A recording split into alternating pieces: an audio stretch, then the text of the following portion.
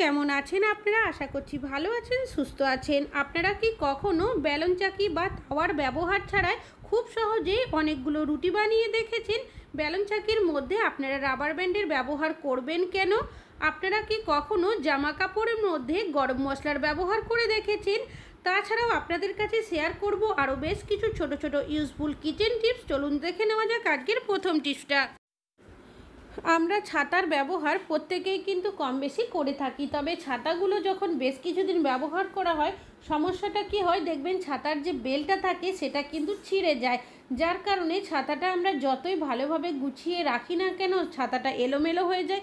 আর যদি ব্যাগে কোনো জায়গায় নিয়ে যায় সেক্ষেত্রে ব্যাগের মধ্যে অনেকটা জায়গা জুড়ে যেমন থাকে ঠিক সেরকমই দেখতেও কিন্তু বাজে লাগে। তবে আপনাদের যদি ছাতার বেলটা ছিঁড়ে যায় সেক্ষেত্রে আপনারা কিন্তু একটা কাজ করে নিতে পারেন।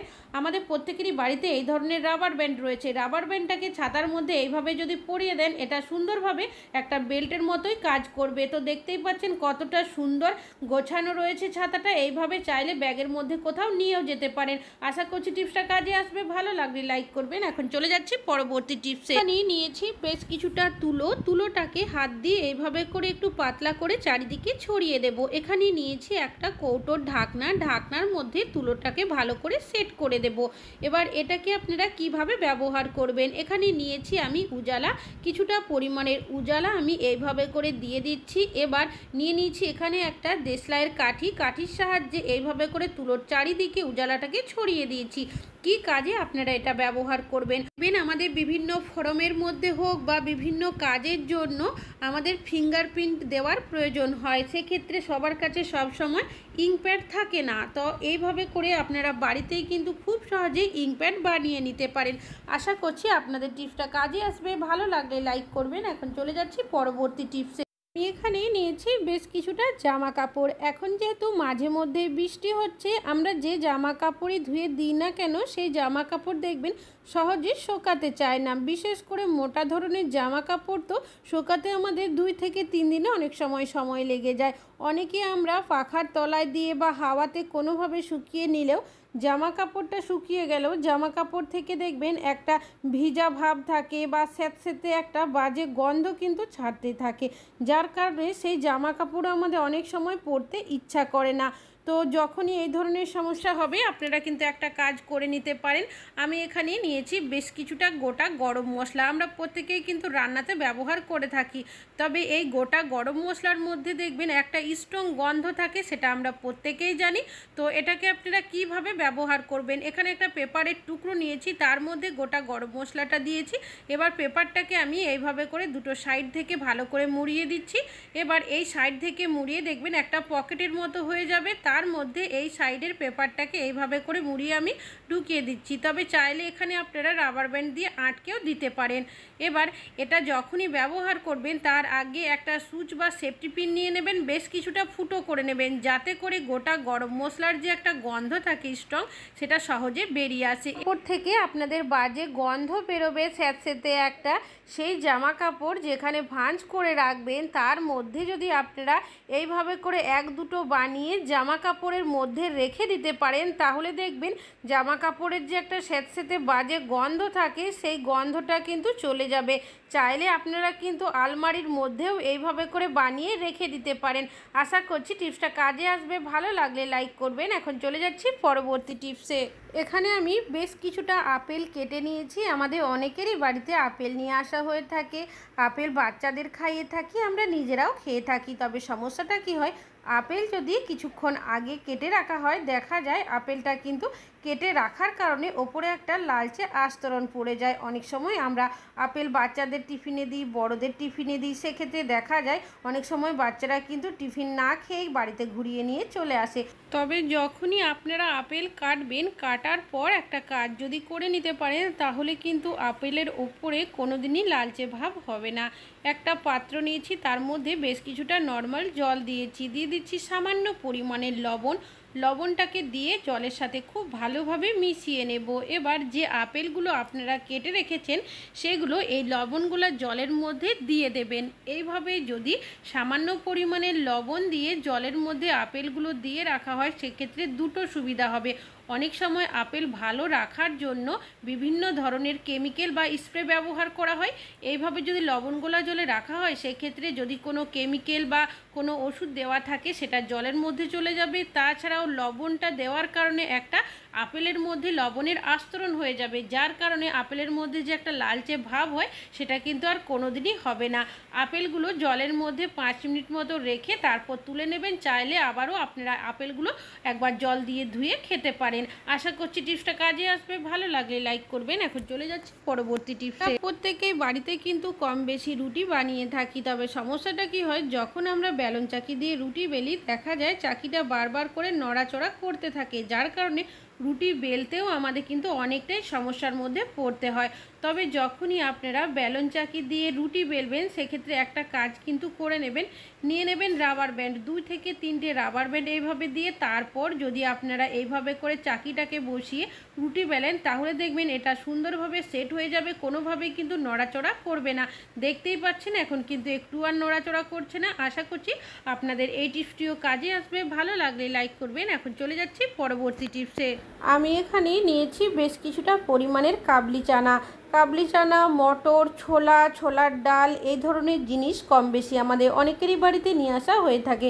তবে সমস্যাটা কি হয়, এই কাবলি চানা হোক কি মটর বা ছোলার ডাল যদি বেশ কিছুদিন বাড়িতে থেকে যায়, কোনোভাবে রান্না করা না হয়, সেক্ষেত্রে দেখা যায় পোকা ধরতে শুরু করে। আর যে কোনো জিনিস টাকা দিয়ে কিনে নিয়ে এসে নষ্ট করাও কিন্তু উচিত নয়। তবে দেখবেন এই ধরনের কাবলি চানা, মটর, ছোলা বা ছোলার ডালের মধ্যে পোকা ধরার সম্ভাবনাটা সারা বছর থাকলেও বর্ষার সময় কিন্তু এই পোকার সম্ভাবনাটা অনেকটাই বেশি থাকে। সেক্ষেত্রে আপনারা কি করবেন, বেশ কিছুটা পরিমাণের হলুদ গুঁড়ো দিয়ে দেবেন।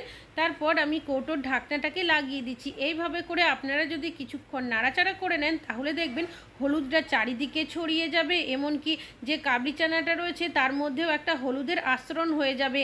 আর হলুদের যে একটা স্ট্রং গন্ধ থাকে, গন্ধের কারণে দেখবেন কোনোভাবেই কিন্তু পোকা ধরবে না। আশা করছি টিপসটা কাজে আসবে। ভালো লাগলে লাইক করবেন। এখন চলে যাচ্ছি পরবর্তী টিপসে। একটা বাচ্চাদের ব্রেসলেট, বাচ্চা অথবা বড় আমরা অনেকেই দেখবেন এই ধরনের স্টোন দেওয়া ব্রেসলেট, চুড়ি, আংটি বা বিভিন্ন ধরনের কানের দুলের ব্যবহার করে থাকি। তবে সমস্যাটা কি হয়, এই স্টোনগুলো যেগুলো থাকে কিছুদিন ব্যবহার করতে না করতেই দেখা যায় সেগুলো ছাড়তে শুরু করে, যার কারণে দেখতেও বাজে লাগে, তখন পরতেও কিন্তু কারোরই ইচ্ছা করে না। তবে যখনই আপনারা এই ধরনের কোনো স্টোন দেওয়া জিনিস ব্যবহার করবেন নতুন অবস্থায় একটা কাজ কিন্তু করে নেবেন। এখানে আমি নিয়েছি নেল পেন্ট। এখানে অবশ্যই নেল পেন্টেরই ব্যবহার করতে হবে, নেল পলিশ নিলে কিন্তু হবে না। এবার যেখানে স্টোনগুলো লাগানো রয়েছে তার মধ্যে এই নেল পেন্টটাকে আমি খুব ভালোভাবে এইভাবে লাগিয়ে দেব, যাতে করে নেল পেন্টের একটা আস্তরণ হয়ে যায়। এতে দুটো সুবিধা হবে, দেখবেন স্টোনের মধ্যে যে গ্লেজটা থাকে সেটা অনেক দিন পর্যন্ত থাকবে, তাছাড়াও যে স্টোনগুলো ছেড়ে যায় সেটা দেখবেন একদমই ফিক্স হয়ে যাবে, সহজে ছাড়বে না। আশা করছি এই টিপসটাও আপনাদের কাজে আসবে। ভালো লাগলে লাইক করবেন। এখন চলে যাচ্ছি পরবর্তী টিপসে।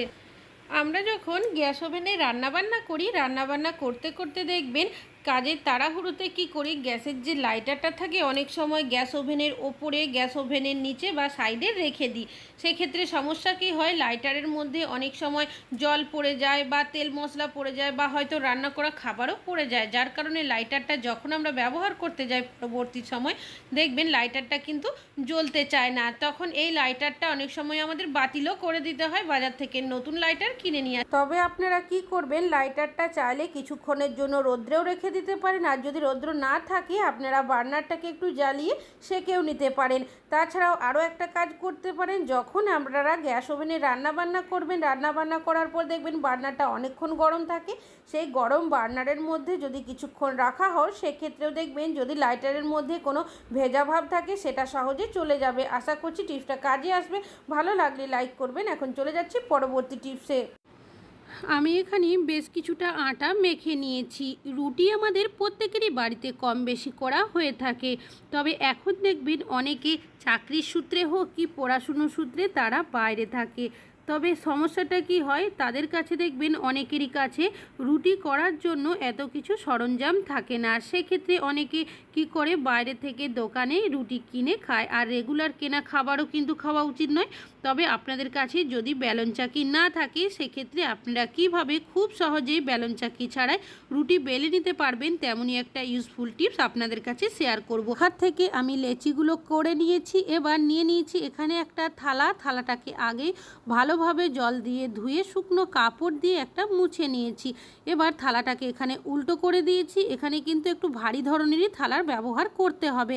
আমাদের প্রত্যেকেরই কাছে বেলন চাকি থাকুক বা না থাকুক, থালা কিন্তু প্রত্যেকেরই রয়েছে। যে লেচিগুলো করে রেখেছিলাম সেটাই নিয়েছি, বেশ কিছুটা আটা মাখিয়ে থালার মধ্যে দিয়ে এভাবে করে চেপে দিয়েছি। আর নিয়ে নিয়েছি এখানে একটা গ্লাসও কিন্তু আমাদের প্রত্যেকেরই কাছে রয়েছে। ঠিক যেভাবে আমরা বেলন চাকি দিয়ে রুটি বেলি, ঠিক একইভাবে আমরা যদি গ্লাসের সাহায্যে এইভাবে করে রুটি বেলি, তাহলে দেখবেন সুন্দরভাবে কিন্তু বেলে নেওয়া হয়ে যাবে।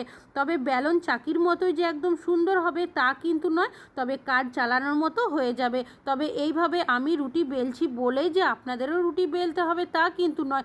যদি আপনাদের হাতের কাছে বেলন চাকি না থাকে, বা অনেক সময় সকালের দিকে দেখবেন কাজের তাড়াহুড়োতে থাকি, হয়তো বেলন চাকিটা এমন জায়গায় রাখি খুঁজে পাই না, সেক্ষেত্রেও কিন্তু আপনারা এইভাবে করে একটা থালার গ্লাসের সাহায্যে সহজেই রুটিটা বেলে নিতে পারবেন। তো আমি এখন রুটিটা আপনাদের দেখাচ্ছি। তো দেখতেই পাচ্ছেন কতটা সুন্দর রুটিটা হয়েছে। আর কেউ যদি না দেখে কিন্তু বুঝতেই পারবেন না যে এটা আমরা বেলন চাকি ছাড়া একটা থালার গ্লাসের সাহায্যে রুটিটাকে বেলে নিয়েছি। এইভাবে রুটি বানালে ফুলবে না তা কিন্তু নয়, রুটিটাকে আমি আপনাদের বানিয়েও দেখাবো। তবে অনেকেরই কাছে দেখবেন তাওয়া হয়তো থাকে না, বিশেষ করে যারা চাকরির সূত্রে বা পড়াশুনোর সূত্রে বাইরে থাকে। তবে কড়াই কিন্তু আমরা প্রত্যেকেই রান্নার জন্য ব্যবহার করে থাকি। কড়াইয়ের মধ্যে আমি যে রুটিটাকে বেলে নিয়েছিলাম সেটা দিয়ে দিয়েছি। কিছুক্ষণ রাখার পর একটা খুন্তির সাহায্যে এইভাবে করে উল্টে দিয়েছি। ঠিক যেভাবে আমরা তাওয়াতে রুটি সেকি, ঠিক সেইভাবেই কিন্তু এখানেও সেঁকে নিতে হবে। তো রুটিটাকে উল্টে নেওয়ার পর একটা কিচেন তাওয়াল নিয়েছি, সেটা দিয়ে আপনারা যদি এইভাবে করে হালকাভাবে ঘোরাতে থাকেন, তাহলে দেখবেন রুটিটা কিন্তু সুন্দরভাবে সেঁকে নেওয়াও হয়ে যাবে। তবে যদি আপনাদের কাছে তাওয়া থাকে, সেক্ষেত্রে তাওয়ার ব্যবহার করবেন। যদি কোনো কারণবশত তাওয়াটা আপনারা ব্যবহার করতে পারছেন না, এঁঠোতে রয়েছে, সেক্ষেত্রেও এই টিপসটা আপনারা ফলো করতে পারেন।